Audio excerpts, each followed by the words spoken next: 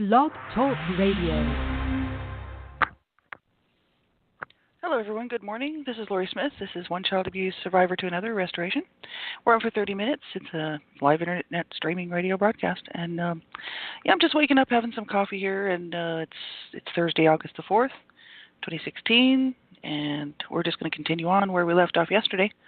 And just looking at, I'm actually looking for information on doing some breathing work, just to help my breathing, as well as just looking at some positive survivor affirmations and a look at self-care for physical needs as well as spiritual, emotional needs and well-being. So thanks everybody for being here. I appreciate everybody who's tuning into my shows, and hopefully you're getting something out of it. I know that I do. This holds me accountable, on my own journey, my own healing journey, to actually do some work, daily, and towards my healing journey, which I had put off and sort of let the ball drop for a couple of years.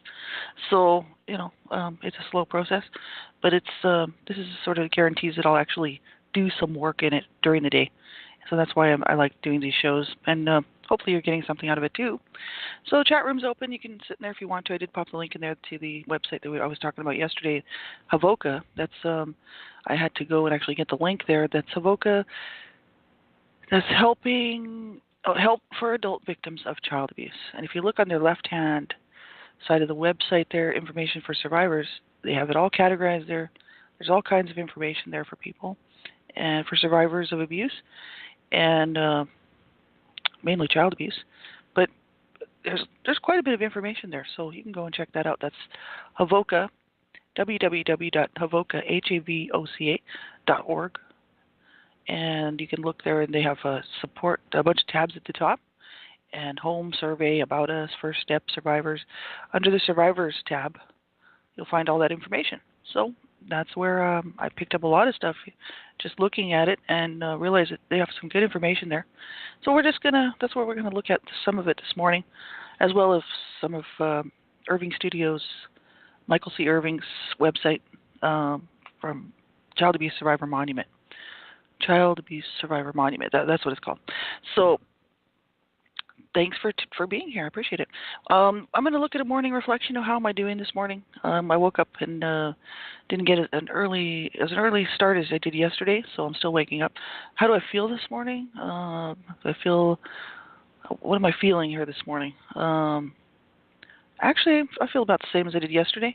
I still feel pretty good, and I'm just happy to be able to to be working on my healing journey again, which is a good thing. So that I'm not, just leaving it and, almost being at a point of, I don't want to say not denial, but at a point of not facing it, abandonment of my healing journey, sort of thing. So that's what I'm happy about, that I'm actually going to continue on in this, and I'm, making the effort. So the effort, that counts for something. And people are busy. I'm busy during my day, and yesterday I had such a busy day that I didn't get to do really much work after this show. I just had to go all day, and so I didn't get to make really any progress in what I was looking at here. But that's okay, because that's the way it is, where people are busy and things come up, and so we just keep going, right? So that's my morning reflection. How am I doing? Pretty good, I think, this morning. Not bad. I didn't have any, I don't think I had any horrible dreams last night. I do a lot of dreaming about the abuse. So I didn't have, I don't think that I was dreaming anything about the abuse or anything. I generally have horrible dreams while I'm sleeping at night, and I seem to have woken up feeling pretty good this morning. And safety checklist, if you're safe enough to listen to this show, then, you'll know, because if information about abuse or somebody else's story or about your own, that might trigger your own abuse, past abuse, then you need to make sure that you're safe enough to make sure you're safe enough to listen to this show. And if not, get the information, right? Get help, actually reach out to somebody. If you think you're going to self-injure, you're not coping well, it's just not, not working. I've been there, so I know. Get some help, make a phone call, call somebody. If you don't know somebody, call a crisis line. And if you don't have a crisis line number, just call 911. Call somebody, and don't hurt yourself, because we didn't deserve to be abused. I like to just pass that message on out to people. It's pretty redundant, and a lot of people think, well, I've already heard that a million times. No, but it's true. We didn't deserve that. And so we don't deserve to have a horrible adult life because of it. And so, I'm glad that I finally figured that out because, I was on the road to self-destruction because my parents destroyed me. My brother destroyed me. Well, then I'll just destroy myself. That was my attitude, and that was really horrible. And so I'm glad that I'm on this side of it, but I've been on the other side, and I know what that's about. So the ASCA Survivor to Thriver Manual has a really great section on there about with a safety list. It's like I think it's like 60 pages. The first 60 pages are safety first. Make sure you're safe enough to listen to this show before you do any of my shows on child abuse information here on Blog Talk Radio or anywhere that I do them, because you want to make sure you're in a safe place before you listen to anything like this, right? And so safety first. Next up, we're going to look at Avoca's Victim to Survivor to Thriver information that they have there. Yesterday we looked at doesn't deserve nice things or trying for the good life. That's the victim. The survivor is struggling for reasons and a chance to heal. The thriver has gratitude for everything in life, and we talked about that. Now this morning, looking at the victim, it has low self-esteem, shame, and unworthy. Probably feels unworthy. That's the victim. Survivor sees self as wounded and healing. The thriver sees self as an overflowing miracle. Now that's nice. I'm not there yet. Low self-esteem, shame, and unworthy. That's the victim. And I mean, I was a victim, and I was. There's so many of us, who've been put through the ringer. Victims of abuse, and especially, I'm dealing with child abuse, but yeah, low self-esteem. That's a big issue, and I talk a lot about it on my shows actually, and everything that I do. Because there's part of the world that says, oh, who needs self-esteem really isn't all that important for people, but it really is. We're not talking about being so proud of oneself that we just think we're just the greatest thing on earth and that, we just better than everybody else. And we're not talking about that. We're talking about enough self-esteem to feel that we're worthy to even continue on going another day and that we do deserve to be here and that we do deserve to have a good life, and we do deserve to be able to reach out and get help. And that we didn't, that we didn't deserve that abuse, right? There's the whole issue of shame. I did a whole huge topic on shame, many shows going back. I mean, you have to look back through my 100 pages of shows. If you go to my website, Born in Hell website, I've actually got them all categorized there. But I've did a lot of healing work with the shame issue, with John Bradshaw's book, Healing the Shame That Binds You. That was a really good book because I had no idea. I didn't think I had any shame because I wasn't blaming myself for the abuse. But I actually did have a lot of toxic shame going on. And I was able to actually work through a lot of it. So, it's a big issue for people. Unworthy, that's a huge issue. My inner children all still feel unworthy. And I'm actually working with my inner children. It's a slow process. I don't have a lot of time. But it's very slow, so it's taken me a long time. But they don't feel worthy enough to, they just feel unworthy because they were, I was treated so horrifically by my mother mainly as a child, and just made to feel unworthy and told that I was unworthy, that it wasn't worth anything to her. And even up in my 30s, before she died, my mother was still doing this, abusing me psychologically and emotionally. And so, it's a huge issue for people. Low self-esteem, shame, unworthy, that's the victim. Survivor sees self as wounded and healing. That's me right now. I still see myself as wounded, but I'm healing. I'm working towards healing. And so I'm in the survivor mode here. Thriver sees self as an overflowing miracle. Oh, I could kind of grasp a little bit of that, but not really because I don't know if anybody's really an overflowing miracle. But the thing is I just feel like I can do this. I got enough confidence in myself to think I can do this. I can heal. I can try to help other people no matter how it is throughout my day, to feel good about themselves as well as help myself to feel good about myself and, try to help people with whatever I can every day and also myself. It's not just about helping others, but it's also about helping myself. And in helping others, that helps me. Helps me, helps them. I feel good, who knows how long we have left on this earth. And every day it's a big issue for me because first of all, my parents tried to kill me, and then as a teenager, and then moving into my adult life, I wanted to kill myself. And so life for me has been very, we'll say unstable. And so a lot of my family members are passed on now, two of them by suicide, one by murder, one by cancer. And, a lot of my family's gone now. One was hit, one of my family members killed by a drunk driver. So death has been a real problem for me in my life. That's why I wrote my book, A Life of Death and Redemption. Because it was always there hanging in front of me all the time. So I see every day as an opportunity to help myself, first of all, and help someone else. So I don't see myself as an overflowing miracle, but I do see myself as somebody who's really working hard to make a difference in this life, not only in my life, but in everybody around me, because I don't want to take the old toxicity that I used to have and pass that on to anybody else. So I do the best I can to be good to people around me all day long, everybody, doesn't matter who I'm dealing with, and I try really hard, especially super hard, to be really good to myself, because it's really important, right? So that's where I'm at right now on that. I didn't find any information on breathing work, unfortunately. I did find a couple websites that didn't have anything that was useful for me. I'm going to continue looking into that. And a long time ago, I had found some information, but I've lost it. I don't know where I saw it. So I'll be looking at that for the rest of the week, trying to find that. Because I put my website together, my Born in Hell website. You can actually grab it from my show page on my link at the top of the page there, right next to my Facebook link and Twitter and all that. If you want to go and check my website out, make sure you're safe enough to do so. I just graphically detail everything there. It's very, very graphic and explicit. So I've been dealing with some flashbacks because of that. I think because I've been working on this website for 3 months. It's taken me 3 months to put that together, of really working hard on my spare time, because I work 8 hours a day. I put in a full almost 40 hours a week at home, but still I can't really do much of that while I'm working. So I do this in my spare time. It's been a lot of work, and a lot of work on the weekends. And but the flashbacks, are coming because of what I'm talking about and really being very detailed and graphic on my website. And so I'm looking at information about flashbacks, and there's some pretty good information on that HAVOCA, the Help for Adult Victims of Child Abuse, under the Survivor tab, flashbacks. And so they said having a flashback, first of all, they go and they say they may be pictures, sounds, smells, feelings, or the lack of them, numbness, right?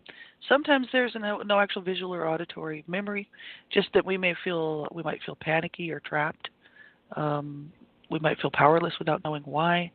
These experiences can also happen in dreams.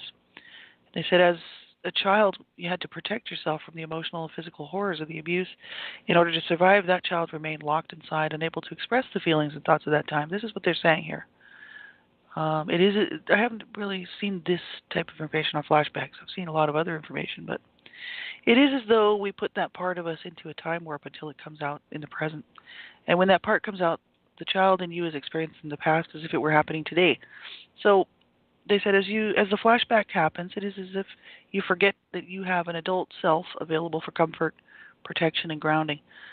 And so they go on to talk about that a little bit. They said we might feel out of control, at the mercy of our experiences. They said we begin to avoid certain areas and situations that we think triggered it. Sometimes flashbacks occur during any form of sexual contact, or it may be as an adult, right? Or maybe a person who looks or behaves and reminds you of the person who abused you, or it may be a situation today that stirs up similar trapped feelings for like confrontation or angry people. That's my issue. I have a real problem with confrontation and people that are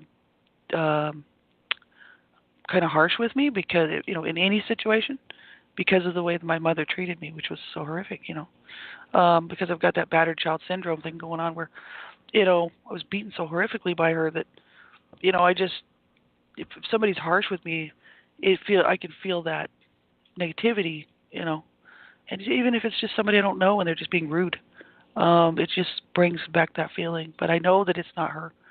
She's gone. I'm an adult. I'm safe. But it's still, the feelings are still can be brought up, and it's weird. It's a very strange experience. And so I always tend to avoid confrontation, and I really don't like to be around angry people at all.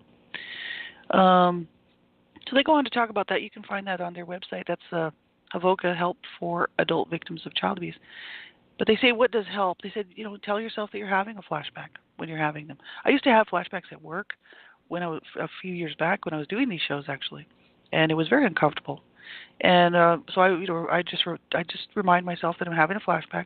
It says remind yourself that the worst is over. The feelings and sensations you're experiencing are memories of the past. Get grounded and breathe. Right. We get frightened when we stop normal breathing. As a result, our body begins to panic because we haven't got enough oxygen.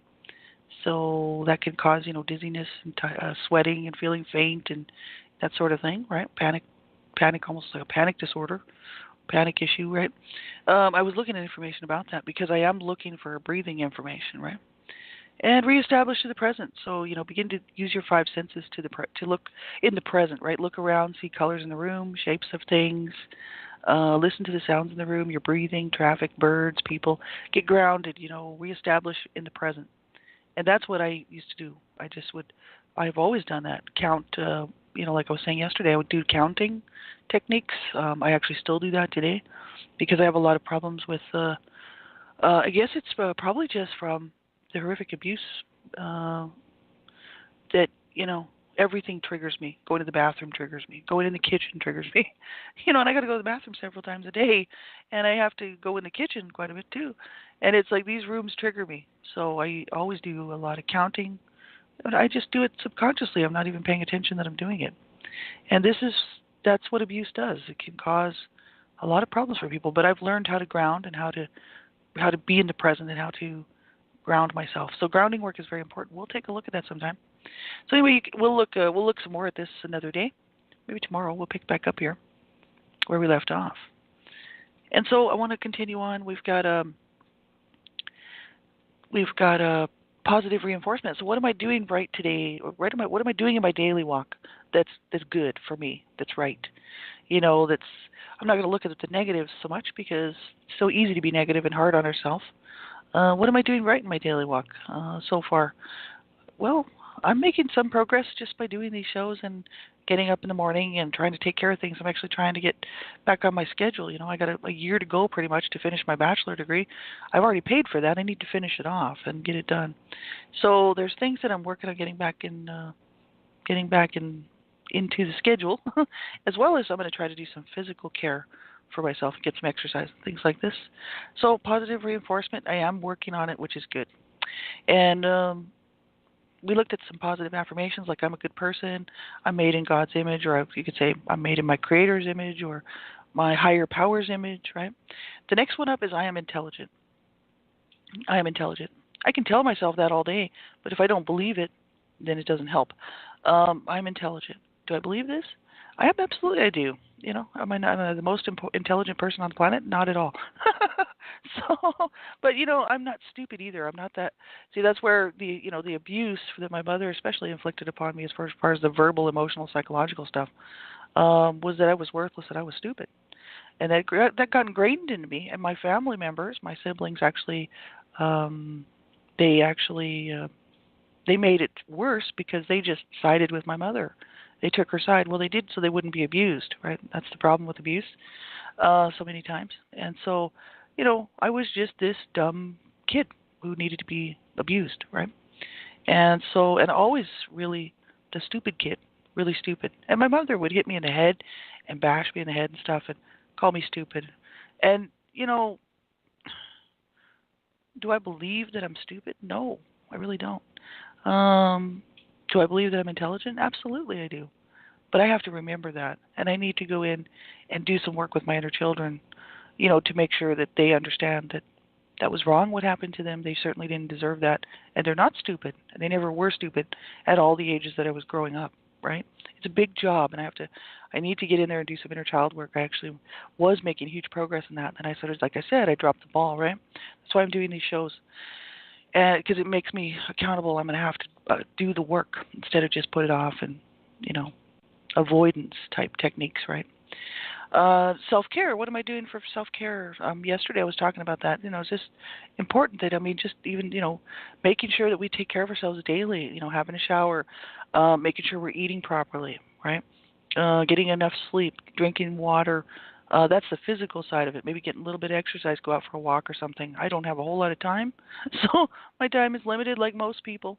And so, whatever we can do, if we can't do all of those things, even if we do one nice thing for ourselves during the day, I would say that at least we're making some progress, right? So just one nice thing that I could do for myself physically today would probably be a nice thing. Spiritually, emotionally, spiritually I'm doing pretty good. I don't feel too, I just, that I seem to be all right with. But what am I doing emotionally to care for myself and then to care for others as well? We were looking at Irving Studios self-care section, and we started with the affirmations yesterday. Make a tape of affirmations, and I'll get a book of affirmations, carry it around. We could make our own, with pictures and messages from friends that remind me that I'm safe and I'm not alone. I could carry this little notebook with me. Lucid dreaming and journaling. Journaling is very important, and I do journal. I don't journal all the time, every day, every second of the day. I do journal when I feel that I want to journal, because journaling is really good. And self-talk, that's another one. Self-talk, tell yourself something that will remind you that you're okay, right? And self-talk is important, right? We shouldn't be running ourselves down. A lot of times I'm just my mother's voice. I'm like a parrot mimicking the people that they live with, right?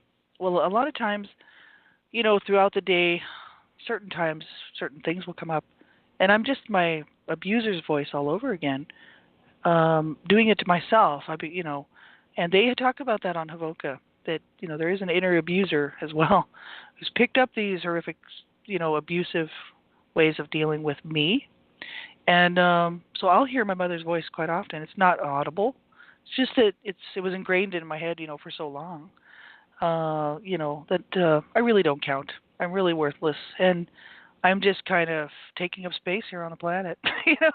I don't deserve to be here, never did, and that I actually fight with on a daily basis.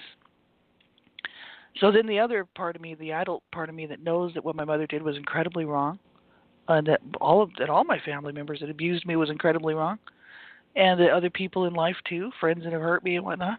The adult part of me says, you know what, that is garbage. You know that's not true, and hold your head up, stand tall, and know that you didn't deserve that, and you do deserve to be here. And I have to fight with that on a daily basis. That's something that I do work with all the time. We can do positive nurturing handprints, spontaneous writing. We could write affirmations on cards or post-it notes. We could journal about hopes and aspirations. And we could write a letter to ourselves from someone who thinks highly of us. So we could just pick somebody who we know loves us and then write a letter to ourselves from them. We don't have to ask them to do it. We can just do it ourselves. Write with your non-dominant hand. Write from your child self, from your inner child. I've actually done that. I let my inner children speak, and so if they want to write to me, they can. I've done that, and it is interesting to see how that works. It actually does work. It worked for me. So, and I always never really believed in the inner children stuff, but once I started looking into it, I was like, oh boy, I guess I better get on this helpful information because I certainly need it. Havoca's Survivor's Bill of Rights. So I think this is important. They said we have the personal authority. We have the right to manage our life according to our own values and judgment. That was yesterday's we looked at. And then we have the right to direct our recovery, answerable to no one for our goals, effort, or progress. We have the right to direct our recovery. And actually, I've read several websites that I looked into the information, including, I think, John Bradshaw's work as well as Michael C. Irving, that we really should be responsible for our healing journey and for our recovery, because it's really difficult to expect that somebody else would do that. It's not going to happen. We need to take responsibility for it. That's why, if you're seeing a counselor or a therapist and it's just not working for you, they always say, look for one that does relate to you and that can actually help you. You have the right. We actually have rights. So that's why I'm going to go through these Bill of Rights, because we do have rights. We have the right to help. We have the right to healing. We have the right to pursue healing.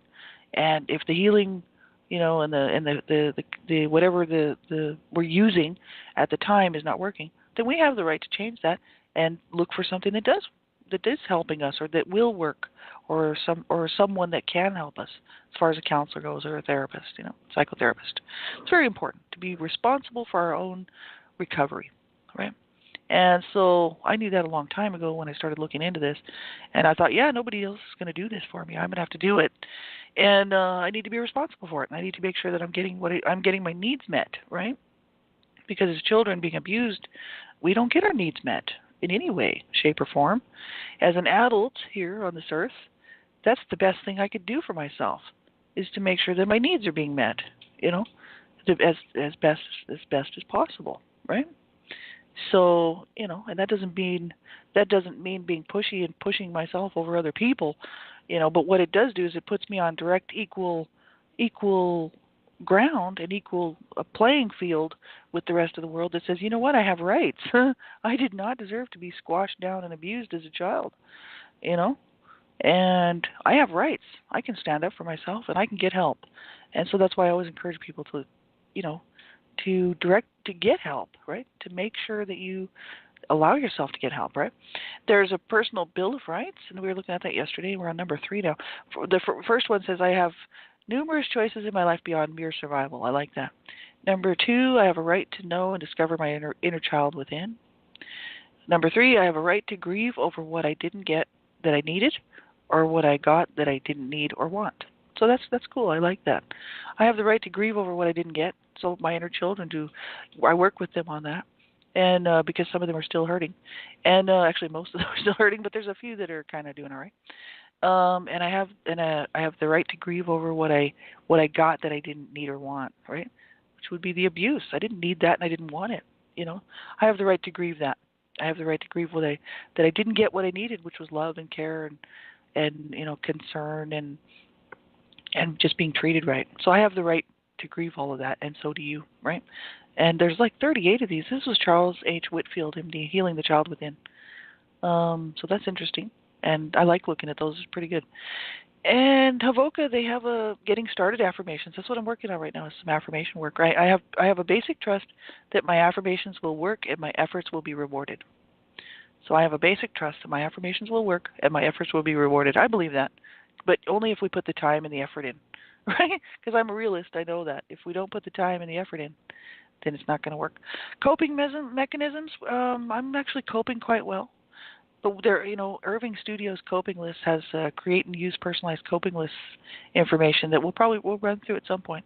You can go there, irvingstudios.com. Just type in Irving Studios, IRVING Studios, all one word, .com.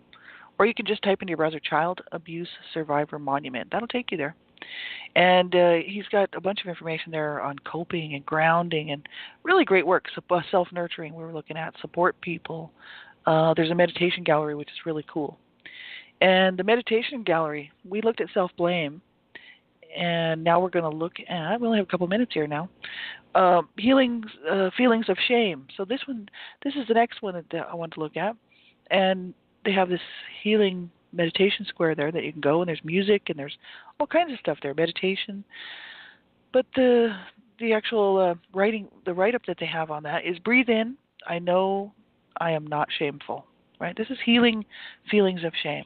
So I can breathe in through the day and know that I'm not shameful. That's awesome. I can tell myself what I would say to another survivor, right? That I can do it, and I can do this, and I just need to hold on, and I need to reach out and continue to reach out and get help, right?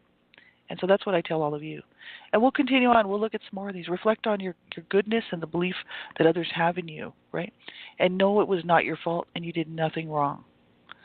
And show love and care for your inner child and for yourself, right? And I had to learn how to love myself, right? And so that's why I pass this message on to you, right? And we deserve love and healing and help and wholeness, and to be treated with dignity and care and kindness and concern and respect, and but then we have to treat other people like that too, right?